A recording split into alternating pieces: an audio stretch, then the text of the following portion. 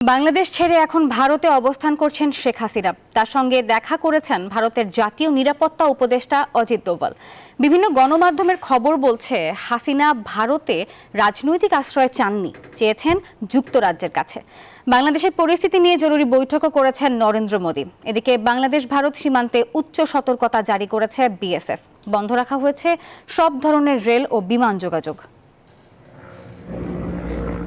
ভারতীয় বিভিন্ন গণমাধ্যম বলছে সোমবার সন্ধ্যায় শেখ হাসিনা বাংলাদেশ বিমান বাহিনীর একটি পরিবহন বিমান দিল্লির উত্তরপ্রদেশ সীমান্তের হিন্দন বিমানবন্দরে অবতরণ করে। সেখানে ভারতের নিরাপত্তা উপদেষ্টা অজিত দোভাল তার সাথে দেখা করেন।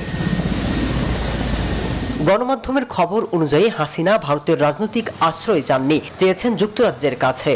তা গ্রহণযোগ্য হলেই তিনি লন্ডনে রওনা হবেন। ততক্ষণ ভারত তাকে সামরিক আশ্রয় দেবে। তবে শেখ হাসিনার রাজনৈতিক আশ্রয়ের বিষয়ে যুক্তরাজ্য থেকে এখন পর্যন্ত কোনো নিশ্চয়তা পাওয়া যায়নি। এমন অবস্থায় ভারতের পররাষ্ট্রমন্ত্রী এস জয়শঙ্করের সাথে দেখা করেন প্রধানমন্ত্রী নরেন্দ্র মোদী। বাংলাদেশের সার্বিক পরিস্থিতি, শেখ হাসিনার দেশত্যাগ, বাংলাদেশের বসবাসকারী ভারতীয় নিরাপত্তা নিয়ে মোদীকে অবহিত করা হয়।